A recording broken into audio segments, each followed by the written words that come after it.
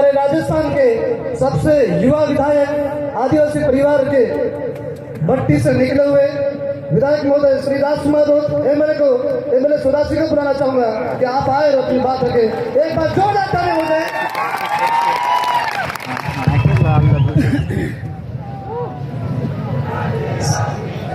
सबको जय जोहार।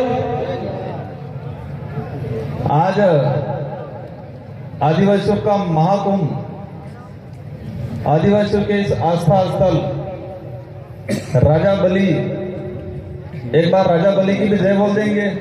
बोलिए राजा बली की, बोलिए राजा बली की। राजा बली यहाँ हमारा पड़ोस में गांव है, शायद कटारवाड़ा है, कटारपाड़ा करके नवा टापरा। तो नवा टापरा जो कटारा गोत्र है, कटारा गोत्र के बाणेश थे। तो जो कटारा है उनको जोर से बोलना पड़ेगा, और क्योंकि कटारा कभी कभी कहते हैं कटारा कट जाएगा लेकिन कटारा झुकेगा नहीं कहते हैं। तो इस लड़ाई में सबसे पहले कटारों को आना है और कटारा के साथ में हम कंधा से कंधा मिला के खड़े रहेंगे। और यहाँ पर हमारे जो सिरा वापसी लगाया था, उस सिरा वापसी को कुछ लोग ले गए, यूं कह रहे हैं आने वाले समय में हम सब मिलके यहाँ लगाएंगे वापस। हम क्या थे, हमारा समाज, हमारा खून क्या था, हमारे पूर्वज कितने ताकतवर थे, और इन पार्टियों वालों ने हमारे लोगों को कितना गुलाम बना दिया था। लेकिन ये एक मंच, ये विचारधारा, इस विचारधारा ने हमारा जो समाज, इन संगठन वालों ने मानसिक रूप से गुलाम बना दिया था, वो वापस खड़ा हो गया है। और अब खड़ा हो गया है तो उसने नीच ने उस खाई जवान है। अभी लगभग 12 बजे से कार्यक्रम स्टार्ट है। सभी वक्ताओं को अपना समय निर्धारित करके दिया है। कई वक्ताओं ने अलग अलग प्रकार की बातें बताई, बहुत अच्छी बातें बताई। आज ये इतिहास में नाम दर्ज होगा, हमारी आने वाली पीढ़ी पढ़ेगी कि हमारे पूर्वज एकत्रित हुए थे और सभी ने मिलकर चंदा करके इसको समतल कराया और आदिवासियों के लिए ये रिजर्व कराया। इतिहास में पढ़ा जाएगा। अभी कल पौधे लगाए, आज पौधे लगाए। हमने भी एक अभियान चलाया। 84 विधानसभा को सागवाड़ा विधानसभा से जितनी गाड़ियां आई, प्रत्येक गांव से एक एक पौधा आज लगा के जाएंगे। हम यहाँ भी आज हमारी विधानसभा से प्रत्येक गांव से एक एक पौधा इस बेणेश्वर की धरती पर लगा के जाएंगे और कभी कभी पानी भी पिलाने आएंगे यहाँ पर। अभी आज हमारा समाज को किस तरह एक नई दिशा दे, कैसे संगठित करे, हमारे समाज के सामने क्या आपत्ति आ रही है, क्या क्या कठिनाई आ रही है। सबसे बड़े कठिनाई पाखंडवाद को लेके हमारे कई वक्ताओं ने अपनी बात रखी। मैं एक छोटी सी बात कहूंगा, एक कहानी के माध्यम से इसको समझाना चाहूंगा। इसको आपको गौर से सुनना है। एक गुजरात के 2 बाबे थे और वो गुजरात के 2 बाबे यूपी में एक संध्याकालीन पाठ पूजन करने गए थे। गुजरात के वो 2 मत समझना जाना। हाँ, गुजरात के 2 बाबे थे, यूपी में पाठ पूजन करने गए और गुजरात से ट्रेन में गए। यूपी में वहां एक जिला था, वहां उतर के गांव में गए और उनको रास्ता नहीं पता था कि वो पाठ पूजन करने जा रहे हैं। उस जगह का नाम तो पता था लेकिन रास्ता नहीं पता था। और रास्ते में एक छोटा सा बच्चा मिल गया और इस बच्चों को उन बाबों ने पूछा कि बेटा उस फलानी जगह जाने के लिए कौन सा रास्ता है। तो उस बच्चे ने कहा बाबा उधर से इधर जाना, उधर से उधर जाना, आगे से दाएं मुड़ जाना। तो बाबा बोला मेरे को समझ में नहीं आया। तो बच्चे ने कहा फिर कहा इधर से उधर मुड़ जाना, उधर से उधर जाना। तो बाबा ने कहा बच्चा मेरे को इस रास्ता दिखा दे। उस बाबा ने उस बच्चे से क्या कहा कि बेटा मुझे रास्ता दिखा दे वहां जाने का। तो बेटा वो बच्चा उस बाबा को पकड़ के लेके चलने लगा और उस बच्चे ने पूछा बाबा को कि बाबा कहाँ से हो। उसने कहा गुजरात से हूँ, यहाँ क्या करने आए हो। तो संध्याकालीन शाम को पाठ पूजन करूंगा। तो बच्चे ने पूछा उस पाठ पूजन में क्या करोगे? तो उन्होंने कहा मैं वहां लोग आएंगे और उन लोगों को मैं स्वर्ग का रास्ता बताऊंगा। तो बच्चा जोर जोर से हंसने लगा और फिर कहने लगा जिस बाबा को खुद का रास्ता नहीं पता है वो खाक स्वर्ग का रास्ता बताएगा।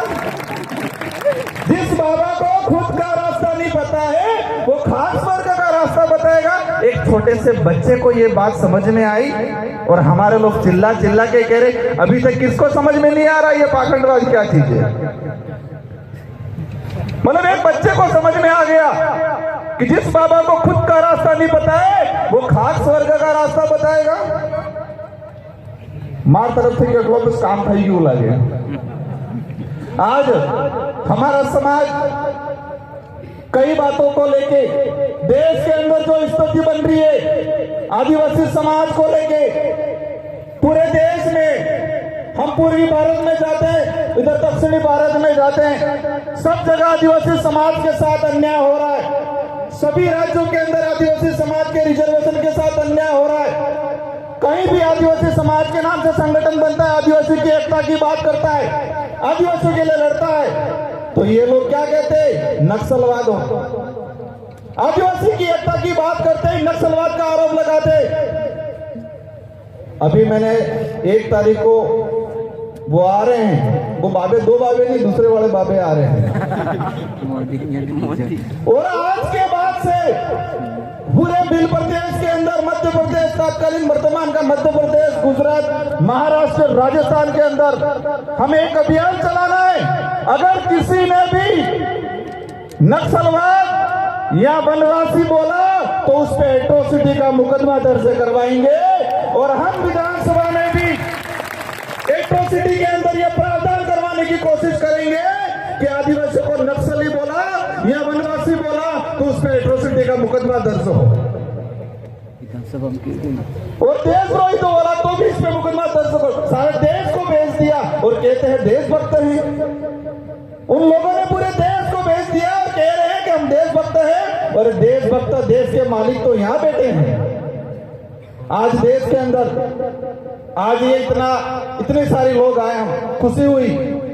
हमारा आसपुर के साथी आए भी जानकारी मिली कि यहाँ गौशाला के लिए बेणका की जमीन को रिजर्व कर दिया। गोपिये के राज में तो गौ तो रोड पे घूम रही है ना भाई रोड पे मर रही है हमारी गाय और ये गाय के नाम से जमीन को रिजर्व कर रहे हैं और आदिवासियों को उजाड़ने का काम कर रहे हैं।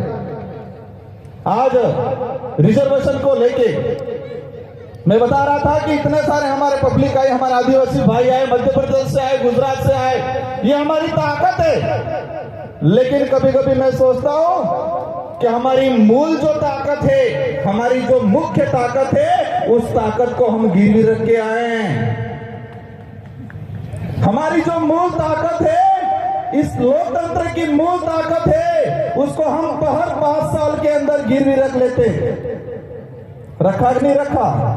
मूल ताकत क्या है हमारा मत है वो मूल ताकत है और हमारे मत के माध्यम से हमारी बात विधानसभा लोकसभा में जाती है और उस ताकत को हम लोकसभा और विधानसभा वोट आता है उस समय हम गिरवी रख देते हैं वो हमारी मूल ताकत है। लेकिन ये विचारधारा आने वाले समय में पूरे बिल प्रदेश के अंदर इस देश का सच्चा लोकतंत्र क्या है वो लोकतंत्र स्थापित करने का काम करेगा। हमें पब्लिक को समझाना है इस संविधान के अंदर जो टिकट और पार्टी का कहीं हवाला नहीं है उस संविधान के अंदर मत का हवाला है और वोट है वो महत्वपूर्ण है और उस ताकत को हमें आजमाना है आने वाले समय में। तो हमें आज 2 विधायक आपने निकाले आने वाले समय में आपके और काले जाएगा तो मजा आएगा। तो हमारी जो मूल ताकत है हमारे पूर्वजों ने उसको हर 5 साल के अंदर गिरवी रखा। हाँ आसपुर वाला ने भी 2018 में रख दिया है 2023 में बारी आ रही है उधर बांसवाड़ा वाला ने भी रख दिया है। तेरे पूरो अटला समय थे कि मिलियो है गन्ने अटला समय थे कि हमारे से वोट लाने 2 रुपयों की दो है एना समय आवी गयो है और ब्याज सही चक्रवर्ती ब्याज सही थे तो पासों में वो रिटर्न है लेना कि नहीं लेना है क्योंकि हमारा लोकतंत्र के अंदर प्रावधान है पब्लिक का राज, जनता का राज, तो सारी जनता नहीं जा सकती है, लेकिन जनता द्वारा चुना हुआ एक जनप्रतिनिधि विधानसभा और लोकसभा में जाएगा। आपकी सोच के अनुरूप, आपकी विचारधारा का आपके द्वारा सिलेक्शन किया हुआ आदमी जाएगा, तो उनकी कभी हिम्मत नहीं होगी, नक्सलवाद वनवासी बोलने की हिम्मत नहीं होगी। विधानसभा में हम दोनों ने ऐसा बोला, विपक्ष वाले पहले हमेशा वनवासी भूल गए, वनवासी कहना भी थोड़ा थोड़ा भूल गए।